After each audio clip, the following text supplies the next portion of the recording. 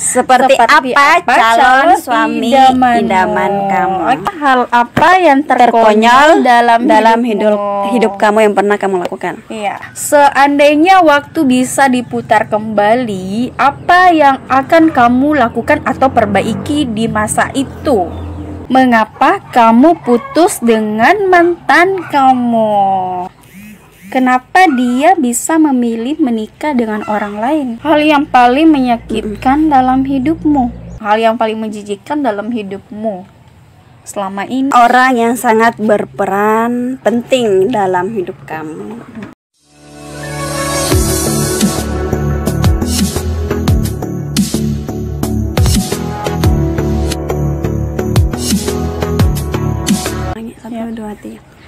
Assalamualaikum warahmatullahi wabarakatuh. Welcome back to my YouTube channel Ferawati Slow.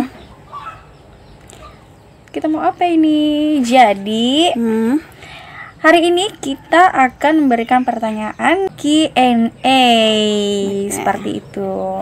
Sebelum lanjut ke videonya, jangan lupa like, comment, subscribe, dan share ke semua media sosial kalian.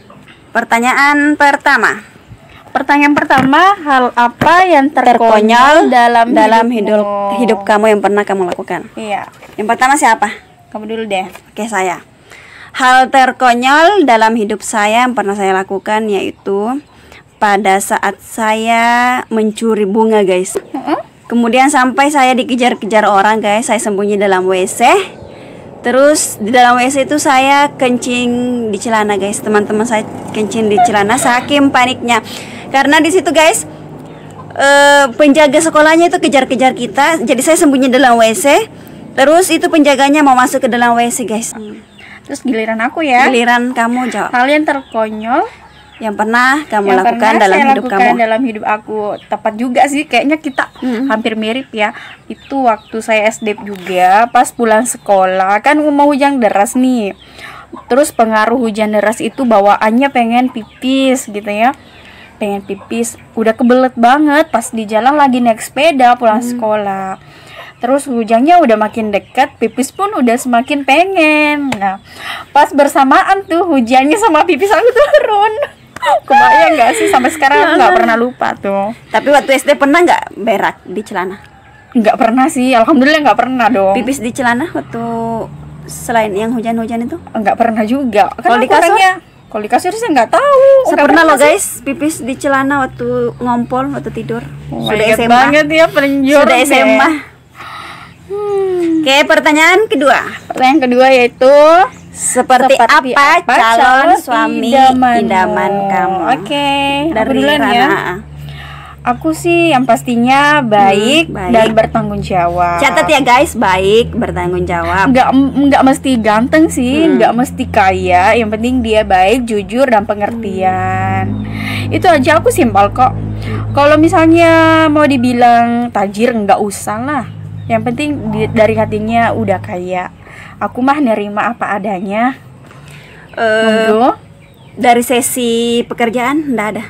Dari sesi pekerjaannya sih boleh itu nomor 2 dari instansi. Maksudnya dari pekerjaan kantoran itu nggak mesti sih. Yang penting dia mau bekerja keras dan memenuhi apa yang saya inginkan. Itu sudah termasuk kerja.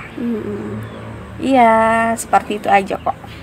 Selanjutnya untuk saya, guys, jadi tidak jauh beda sebenarnya. Semua wanita pasti menginginkan laki-laki yang baik, bertanggung jawab, setia.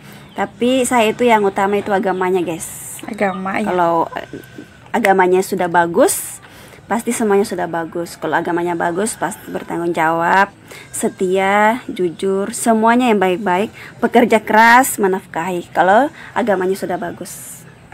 Poin utama agamanya. Masalah fisik, pekerjaan itu nomor kesekian, guys. Masya Allah. Masya Allah. Oke, next kita ke pertanyaan selanjutnya.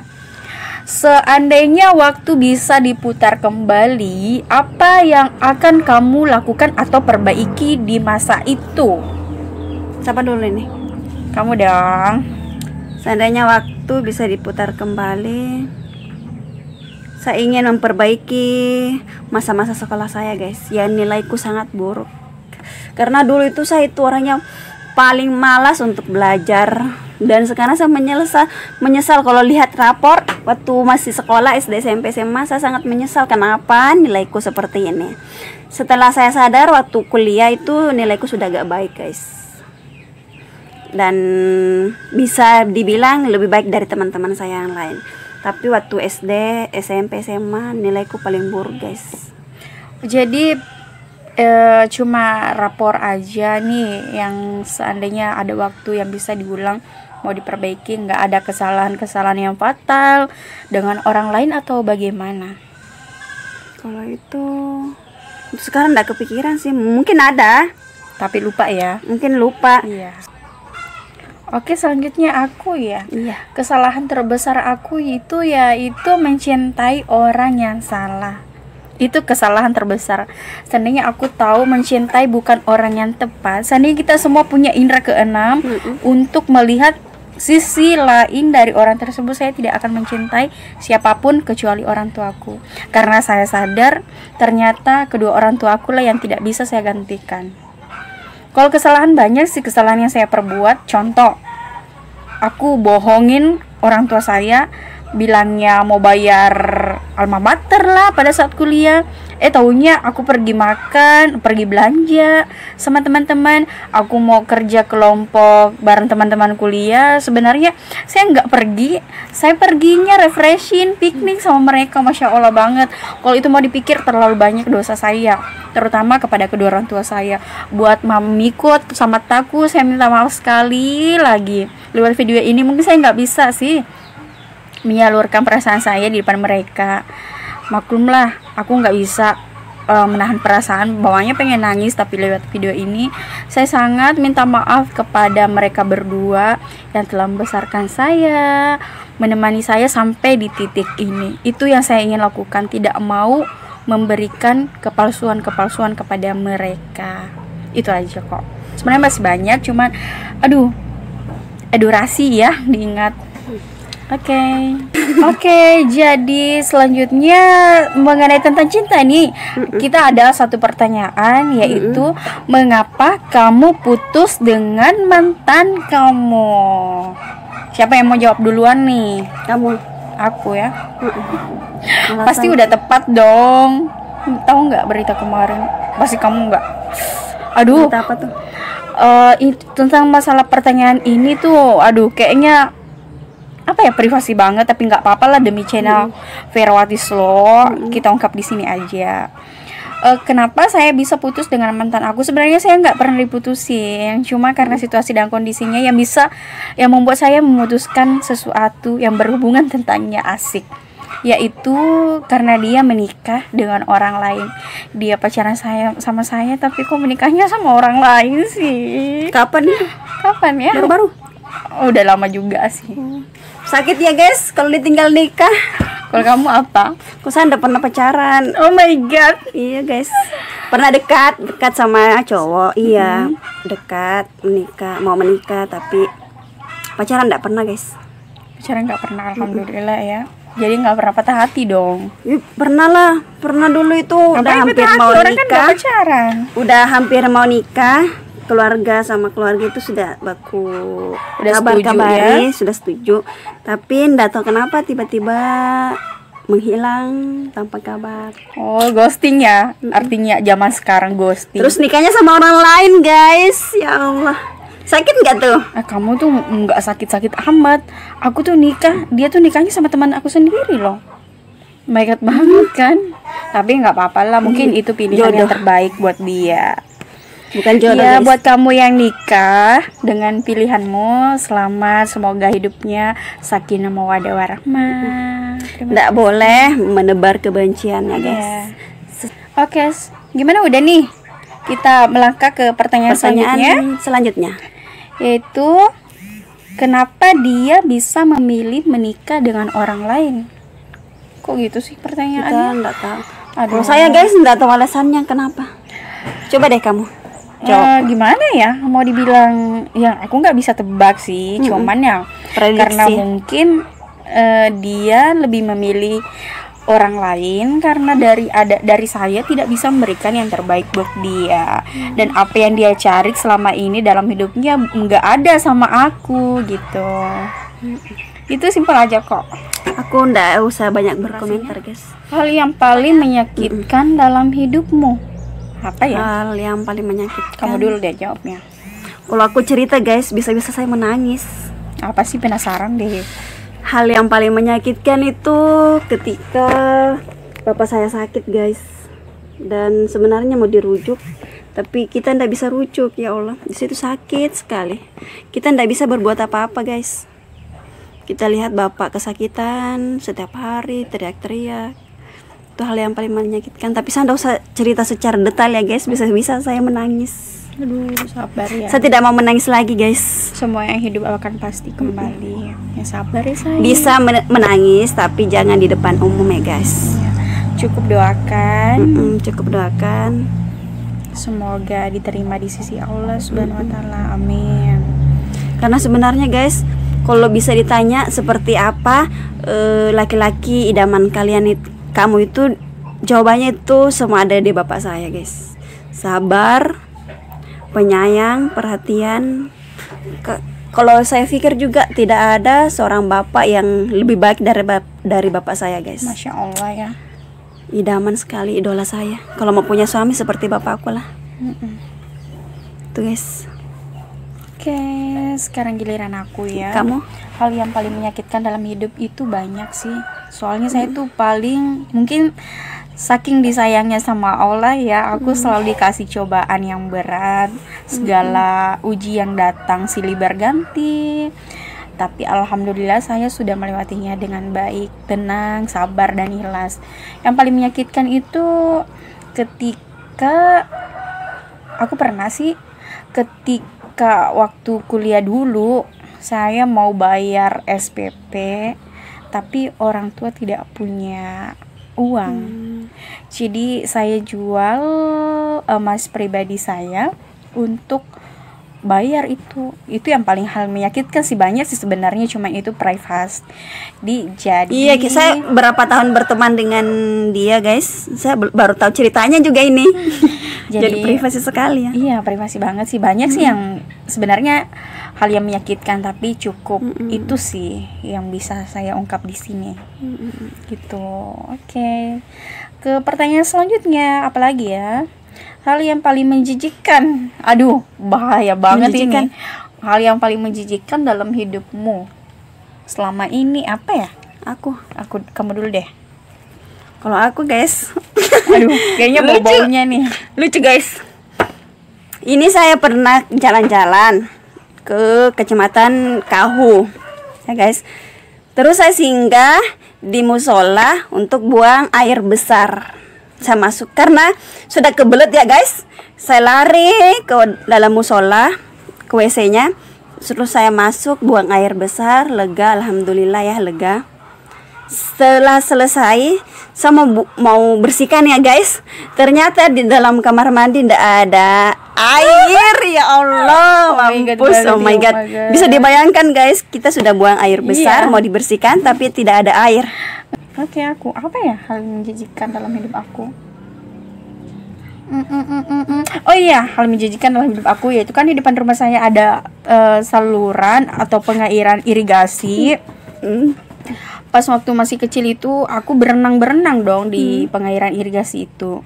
Enggak, aku kan berenangnya gini kan dalam air. Terus ada tuh yang lewat. Kotoran apa, kamu tahu nggak kotoran apa? Kotoran manusia, Beb. Parah banget, dan seumur hidup saya nggak pernah mau mandi lagi di situ.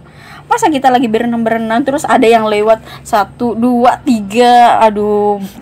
Oke, selanjutnya orang yang sangat berperan penting dalam hidup kamu selama ini. Aku dulu ya. Oke, aku dulu. Orang yang sangat penting yang berperan dalam hidup itu pastinya kedua orang tua lah. Di luar orang tua lah coba. Di luar orang tua siapa ya? Entah deh. Nenek, paman, paling itu aja. Selain keluarga? Selain keluarga, berperan penting itu pastinya sahabat lah. Sahabat, kita mau ngurus apa-apa pasti kita nelpon, kamu di mana beb, aku ada ini nih, pasti kayak gitu kan. Tapi ada nih sosok yang paling penting yang berperan dalam hidup aku, tapi nggak 1-2 orang sih, banyak sih sebenarnya. Kalau dari sisi hijrah, dari yang awalnya kurang baik menuju baik, ada nggak orang yang sangat berperan di situ? Ada. Bisa disebutkan namanya? Itu privasi. Privasi. Sebenarnya itu memang privasi, cuman aku ingin memberitahukan karakter orang itu yang memang menurut aku dia tuh memang berperan sangat penting. Karena dari dia dari dulu sebenarnya sih saya tuh cewek matre loh. Sebenarnya saya cewek matre, cuman karena saya belajar dari dia banyak tentang kebaikan lah. Saya menghargai tentang cinta, perasaan. Dan dari situ saya nggak mau lagi mengenal apa itu matre, uang, enggak. Saya belajar dari dia tentang caranya menghargai sesama. Saya dulu sebenarnya orang yang cuek, egois, terus yang nggak baik lah. Cuman karena dari dia yang merubah aku banyak berubah. Setelah aku berubah karena dia, kenapa dia sih milih orang lain? Yang ini kah, yang baru-baru ini? Yang kemarin curhat waktu bulan Ramadan? Nggak usah lah dibahas itu kah, nanti dia nonton, aduh bikin malu akunya. Itu kah? Jangan deh. Ya udah deh, itu aja aku punya. Giliran kamu. Oke guys, apa nih? Pertanyaannya, orang yang sangat berperan penting dalam hidup kamu. Yang jelas pasti keluarga dong ya. Iya. Orang tua, ibu bapak. Selain itu, saya punya ustadz guys yang luar biasa sekali, masya Allah.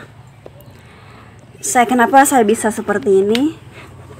Mulai menggunakan jilbab itu karena ustadz saya guys. Pada saat saya SMA kelas 3, dia memberikan saya sebuah hadiah, dan hadiahnya itu luar biasa sekali. Dia memberikan saya sebuah jilbab guys. Dari situ saya termotivasi untuk mengenakan jilbab setiap saat di depan Masya Allah. muhrim. Itu motivasi terbesar saya guys. Yang adalah yang lain, tapi yang teringat sekarang itu selain keluarga ya guys, karena keluarga itu tidak ada duanya.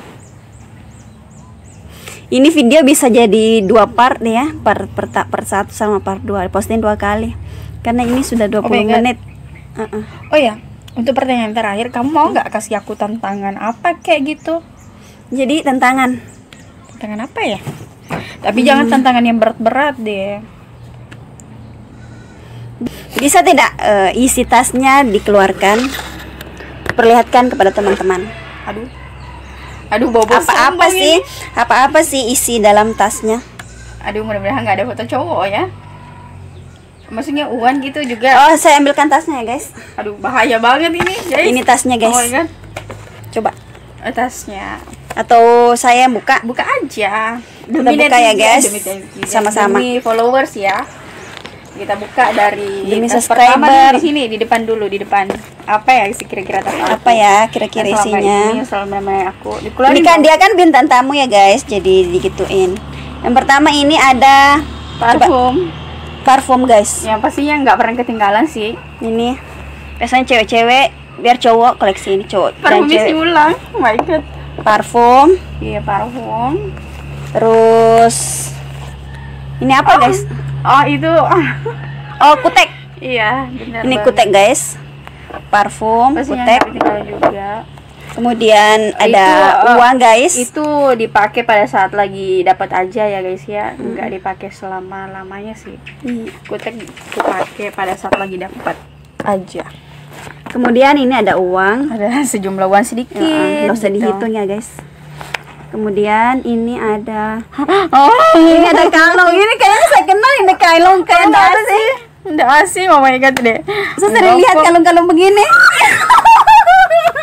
Udahlah itu kalung ini. Coba bisa di komen guys yang sering lihat kalung begini, pasti pernah. Saya saja sering guys lihat ini kalung begini. Hipnotis.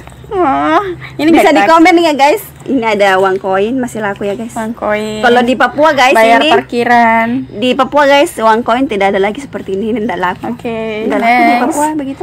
Aduh bahaya banget ya kita jadi bintang tamu. Untung nggak bawa Selanjutnya laci anu. kedua. Ini laci pertama ya guys, laci kedua. Laci kedua. Ini ada uang. Waduh, Orang silakin kaya, dong. Orang kaya guys. Astagfirullahaladzim. Sudah ya berapa Allah, juta Tuhan. nih? Nggak pakai dompet guys. Nggak pakai dompet karena dipisah-pisah kan, maunya beli ini beli Ini itu. bisa guys gitu. ya. Kemudian ada emas lagi guys. Masalah apa sih? Masya Allah ini orang kaya banget ya guys. Jangan guys. Ini saya yang dapat emas. satu yang ada Emas. permatanya. Yang satunya Terus lagi ini juga Paris. ada Paris. Kaya ya, orang kaya. Orang kaya guys. Oh my god banget ya, banyak Kemudian laci ketiga. Ada 4 laci ya guys. Ini ada catatan. Ada lagi isinya itu. Ada lagi duitnya guys. Masya Allah Luar ya. biasa. Alhamdulillah. Ini catatan apa ya? Nanti penasaran saja penasaran guys. Ini dikasih liatin aja. Oh, ke- itu. Ini Untuk belanjaan, guys. Belanjaan harian gitu. Kemudian ada uang lagi guys. Isinya Ada cuma uang. uang. Masya Allah, alhamdulillah. Ada beberapa guys. Oke guys. Kemudian yang keempat. Apa ini? Itu nota. Oh, nota guys, belanjaan mungkin. Iya. Ada STNK kalau tidak salah. Ada dompet. Ada dompet. Al-Quran ke dompet? Dompet Oh, saya. dompet kartu. Dompet. Mau lihat fotonya? Foto apa ya? Ini ada koin lagi guys sama ada obat. Foto masih Habis. belum. Masih waktu masih pakai alma mater ya. Kita masukkan ya guys uangnya. Masih pakai alma mater dari tahun 2017 yang lalu. Ini foto KTP nenek aku bawa terus, takutnya nanti hilang-hilang. Kita masukkan ya guys satu persatu. Terus SIM, karena kan kalau misalnya bawa motor harus ada SIM, wajib pakai SIM gitu, wajib ada SIM-nya maksudnya sama STNK. Udah itu aja deh, nggak usah pamer-pamer kesombongan dulu, malu sayanya. Oke, Gimana guys. puas ngerjain saya hari ini? Kita sudah buka-buka. Untung nggak bawa foto mantan ya guys. Oke guys, sampai di sini kapan dulu? Oke, kapan dulu lah? Sampai di sini videonya. Jangan lupa like, komen, Dan subscribe, serta share ke semua media sosial kalian. Ini penting ya guys. Bisa bantu share-share. Bisa komen juga. Selanjutnya kita bikin video apa, undang bintang tamu siapa. Oke, boleh nggak aku promosiin kedai kecil saya? Bisa?